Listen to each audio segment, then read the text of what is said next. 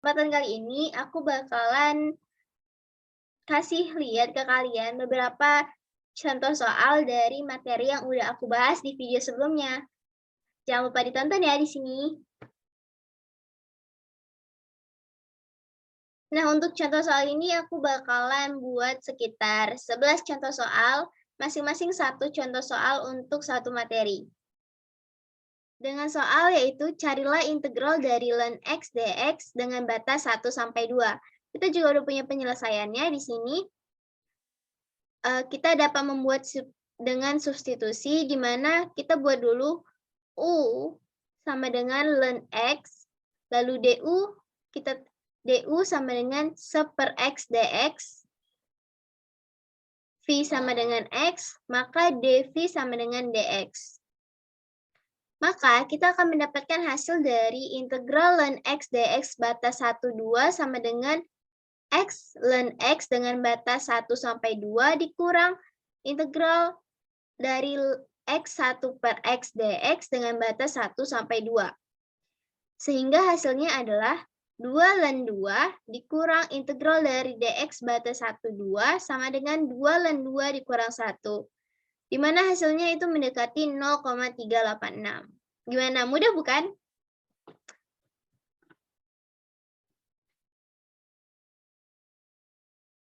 Lalu untuk soal kedua yaitu mengenai integral trigonometri. Kita juga udah punya soal dan penyesuaian di sini.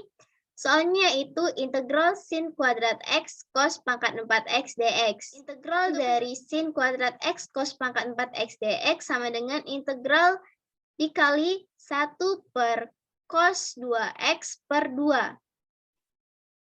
Ini turunan dari sin kuadrat x dikali 1 ditambah cos 2x per 2 kuadrat dx.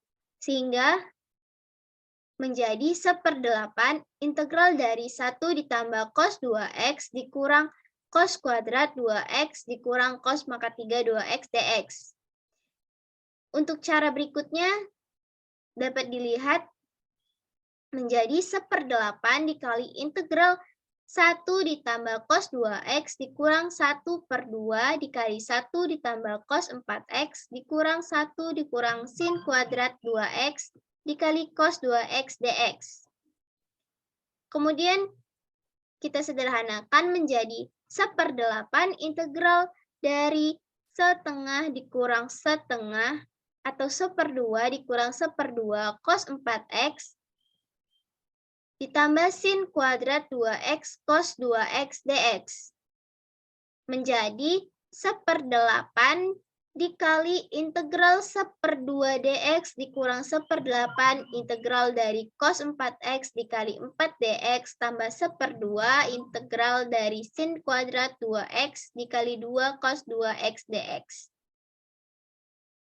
Kemudian hasilnya adalah 1/8 dikali 1/2x kurang 1/8 sin 4x ditambah 1/6 sin 3 ditambah 1/6 sin pangkat 3 2x ditambah c.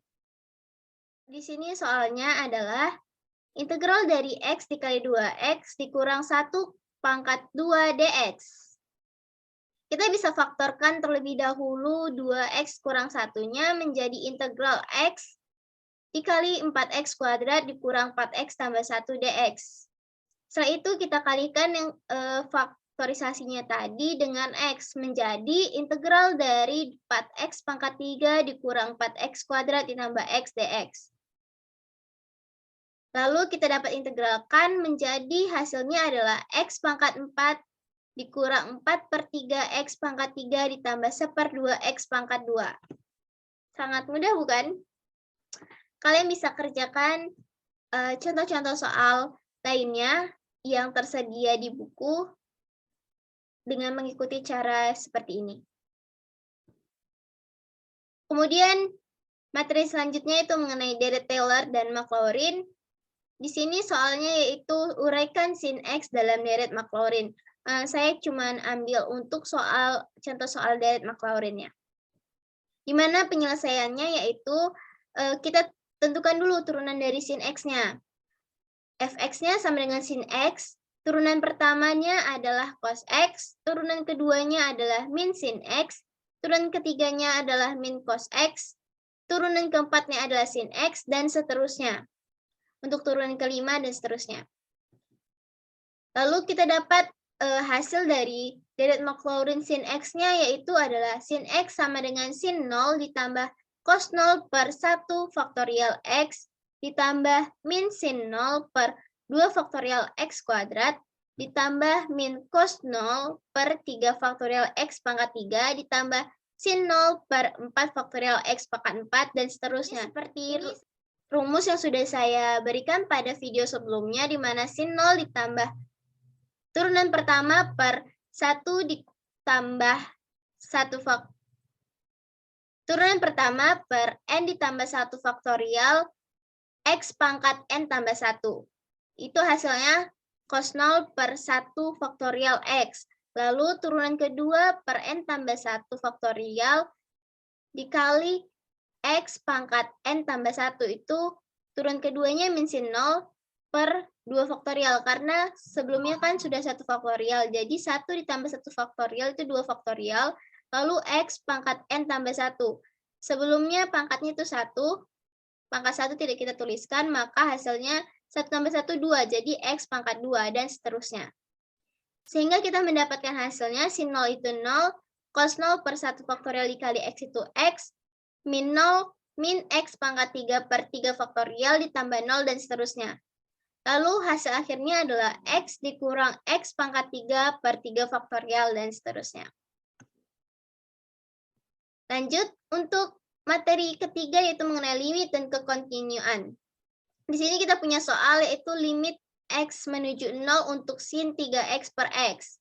Kita dapat menyelesaikannya dengan limit X menuju 0, sin 3X per 3X dikali 3X. Ini kita samakan penyebutnya dulu, per X.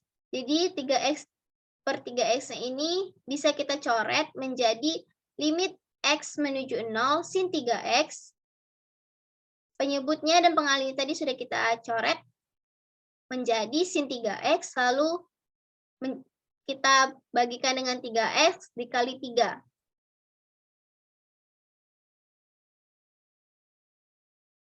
Sehingga 3-nya sebagai konstanta kita pindah ke depan menjadi 3 dikali limit X menuju 0 sin 3X per 3X. Maka 3 dikali limit 3X per 0, limit 3 dikali limit 3X menuju 0 sin 3X per 3X sama dengan 3 dikali 1, hasilnya adalah 3. Jadi hasil dari limit X menuju 0 sin 3X per X hasilnya adalah 3. Selanjutnya itu Lagrange multiplier. Lagrange multiplier.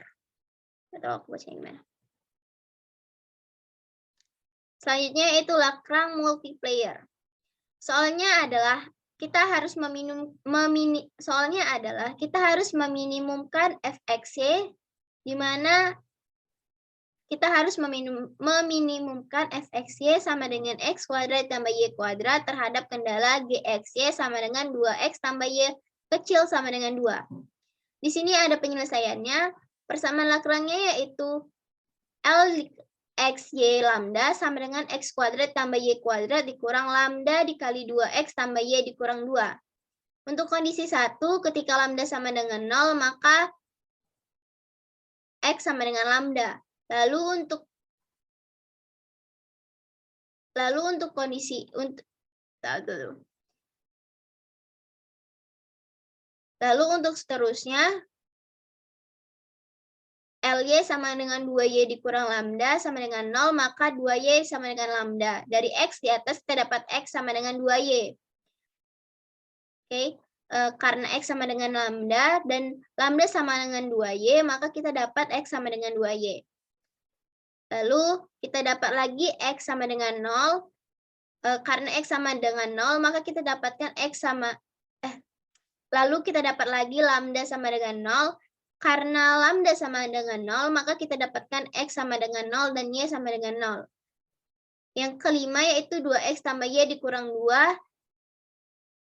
kecil sama dengan 0. Ini duanya kita pindahkan ke ruas kiri, jadi dikurang. Jadi dari kondisi 1, kita dapatkan hasil X sama dengan 0 dan Y sama dengan 0. Lalu untuk kondisi 2, ketika lambda kecil sama dengan 0. Dari kondisi 2 ini kita dapat yang pertama yaitu X sama dengan lambda, 2Y sama dengan lambda. Karena 2Y sama dengan lambda dan X sama dengan lambda, maka X sama dengan 2Y. Lalu kita dapatkan lagi 2X ditambah Y dikurang 2 sama dengan 0. Kemudian kita substitusikan dan kita dapat 5Y dikurang 2.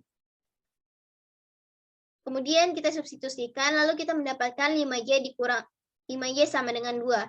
Maka Y sama dengan 2/5, maka X sama dengan 4/5.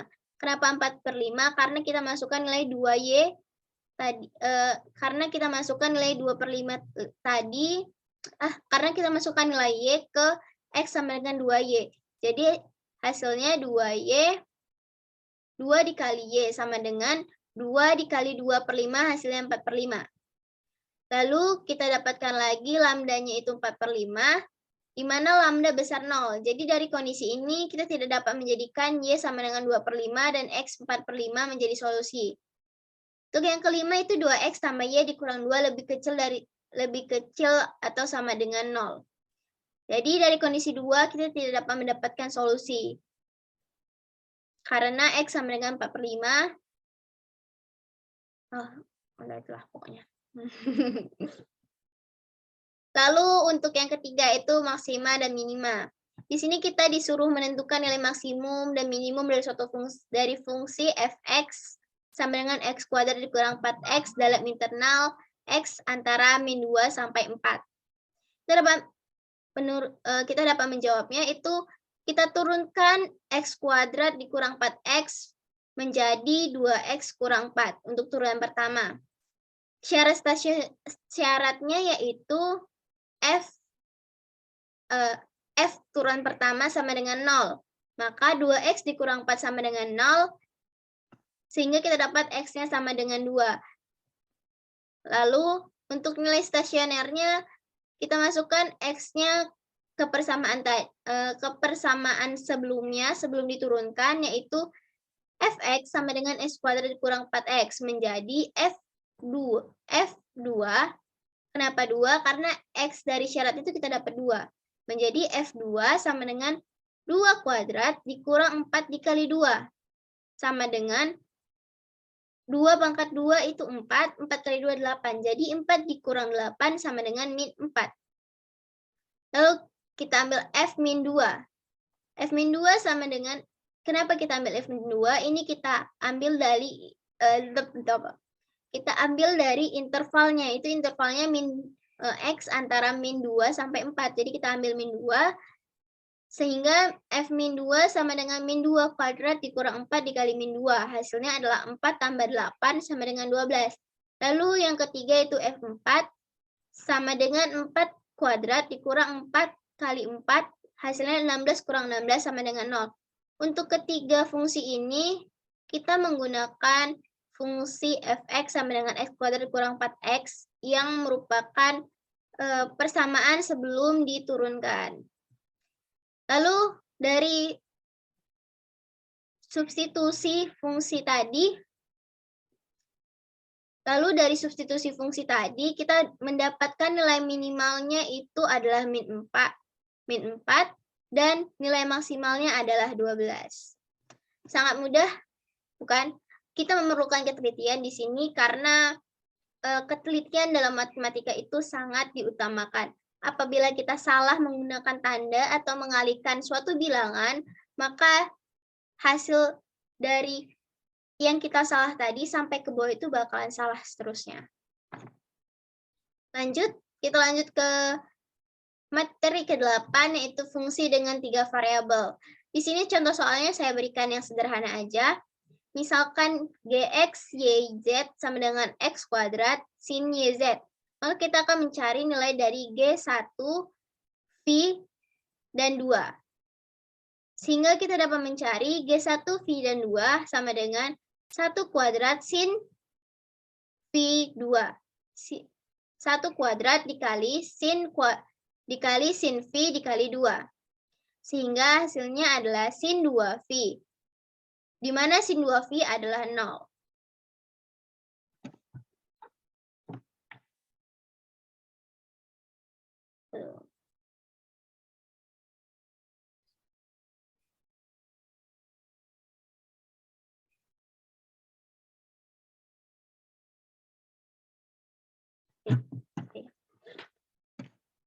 Oke, kita dapat menyelesaikannya menjadi 1 kuadrat dikali sin Pi dikali 2. Sama dengan sin 2Pi. Kenapa kemudian hasilnya adalah 0? Kenapa hasilnya 0? Karena Pi 180. Jadi sin dikali 2 dikali 180, hasilnya adalah sin 360. Sin 360 itu 0, maka hasilnya adalah 0. Sin 360 itu 0, maka hasilnya adalah 0. Sin 360 itu 0, maka hasilnya adalah 0.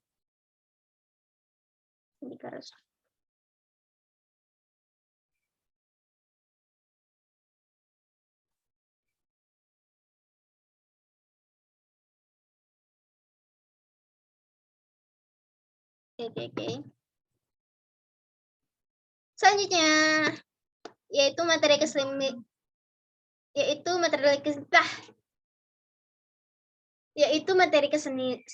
mengenai triple integral. Contohnya di sini adalah titik 2, V/4 dan V/3 diberikan dalam koordinat bola.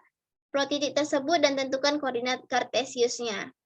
Maka kita bisa menentukan plot titiknya pada gambar 3, di mana dari persamaan 1 kita dapat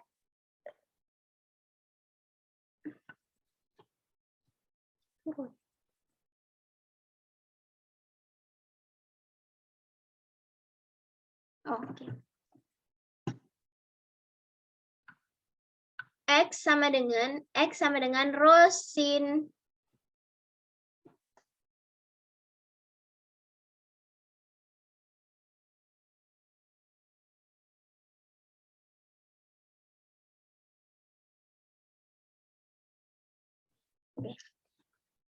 X sama dengan rho sin alpha cos theta.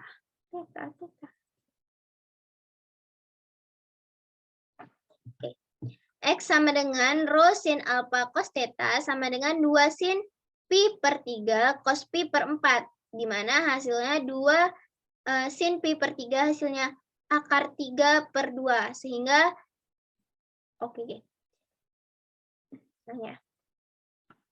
X sama dengan rho sin alpha cos theta sama dengan 2 sin Pi/3 cos Pi/4. Sin Pi/3 itu akar 3/2 dan cos Pi/4 itu 1 per akar 2. Sehingga 2 dikali akar 3/2 dikali 1 per akar 2 hasilnya akar 3/2. Untuk Y-nya sama dengan rho sin alpha sin theta sama dengan 2 sin Pi/3 sin Pi/4. Lagi sin Pi/3 itu hasilnya akar 3/2, lalu sin Pi/4 hasilnya 1 per akar 2. Kemudian kita kalikan menjadi 2 dikali akar 3/2 dikali 1 per akar 2, hasilnya adalah akar 3/2. Kemudian kita cari nilai Z-nya. Z sama dengan rho kali cos alfa, sehingga hasilnya adalah 2 dikali cos Pi/3.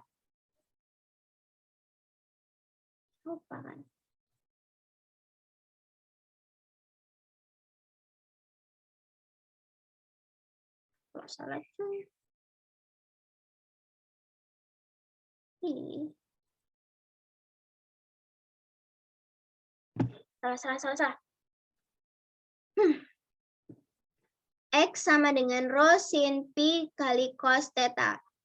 Sama dengan, di mana nilai Pi ini adalah Pi/3 dan nilai theta adalah Pi/4, maka hasilnya adalah 2 sin Pi/3 cos Pi/4 sama dengan 2 dikali akar 3/2 dikali 1 per akar 2. Kenapa begitu? Karena sin pi per 3 itu hasilnya akar 3/2 dan cos pi per 4 itu hasilnya adalah 1 per akar 2. Sehingga kita kalikan menjadi 2 kali akar 3/2 dikali 1 per akar 2, hasilnya adalah akar 3/2. Kita cari nilai y-nya adalah rho sin pi dikali sin theta. Sehingga hasilnya 2 dikali sin pi per 3 dikali sin pi per 4. Kembali sin pi per 4 itu hasilnya adalah 1 per akar 2. Sehingga kita kalikan menjadi 2 dikali akar 3/2 dikali 1 per akar 2. Sehingga akhirnya adalah 3/2. Untuk nilai Z kita cari menjadi rho cos theta sama dengan 2 cos pi per 3. Cos pi per 3 itu 1/2 sehingga hasilnya 2 dikali 1/2 sama dengan 1. Jadi titik 2 pi per 4 dan pi per 3 adalah akar 3/2 dan 1 pada koordinat kartesius. Untuk gambarnya kita bisa lihat pada gambar 3.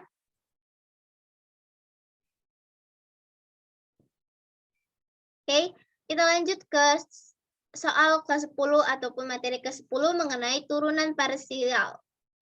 Di sini kita disuruh mencari nilai fx12 dan fv12 apabila fx-y-nya sama dengan x kuadrat y ditambah 3y pangkat 3. Untuk penyelesaiannya, untuk mencari fx dan fx/xy, kita perlukan y sebagai konstanta dan didiferensiasikan terhadap x. Kemudian didapat fx/xy sama dengan 2xy tambah 0. Kemudian hasilnya adalah fx12 sama dengan 2 dikali 1 dikali 2 sama dengan 4. Ini kita substitusikan ke persamaan yang 2xy tambah 0. Jadi 2 kali 1 kali 2 sama dengan 4. Kemudian secara yang sama kita lakukan untuk mencari fy/xy, kita perlukan x sebagai konstanta dan diferensiasikan terhadap y. Kemudian didapat fy/xy-nya sama dengan x kuadrat ditambah 9y kuadrat. Lalu kita substitusi nilai x dan y-nya sehingga hasilnya adalah 12 ditambah 9 dikali 22. Sehingga hasilnya adalah 1 dikali 2 ditambah 9 dikali 1 dikali 2 sama dengan 37.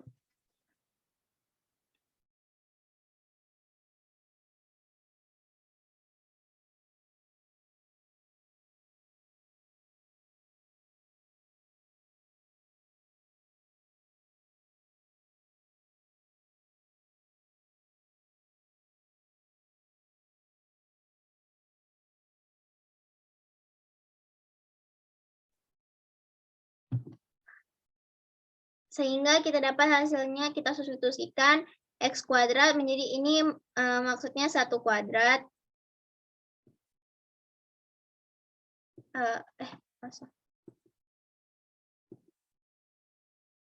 Ini maksudnya 1 kuadrat. Lalu ditambah dengan 9, y-nya kan 2 nilainya dikali 2 kuadrat. Maka ini 1 ditambah 36, lalu hasilnya adalah 37.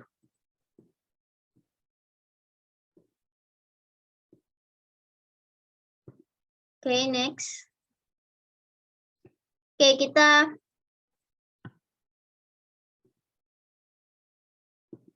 masuk ke materi 11 ya, ini 11.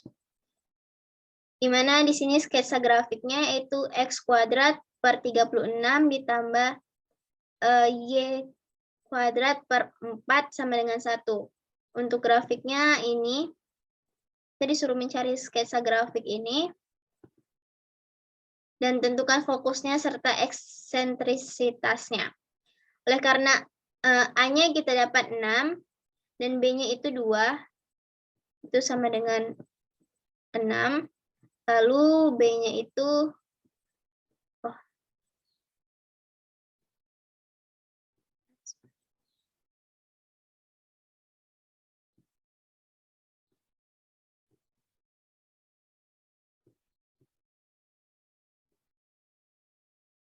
Oke,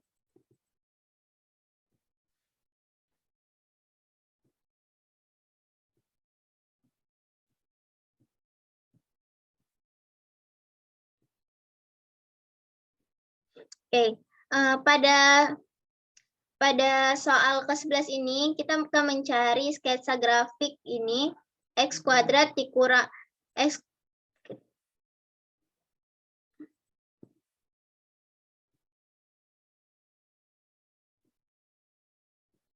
kita akan mencari sketsa grafik dari X kuadrat per 36 ditambah Y kuadrat per 4 sama dengan 1. Dan menentukan fokusnya serta eksentrisitasnya. Nah, oleh karena A sama dengan 6 dan B sama dengan 2, kita akan menghitung C-nya. Sebelumnya kita mendapat A sama dengan 6 itu karena akar dari 36 ini. Lalu kita dapat B-nya itu dari akar 4.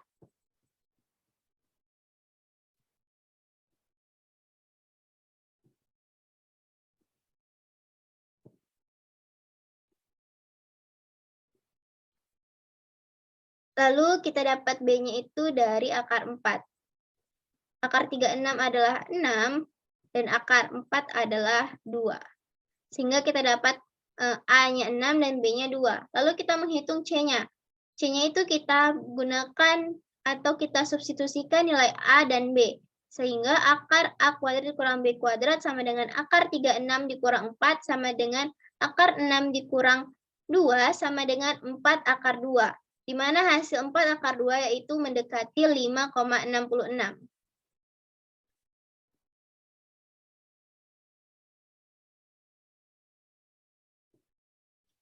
Untuk fokus-fokusnya yaitu plus minus C, 0 sama dengan plus minus 4 akar 2, 0. Dan untuk eksentrisitasnya kita kalikan C dengan A, di mana hasilnya mendekati 0,94. Grafiknya sendiri kita dapat lihat pada gambar di sini.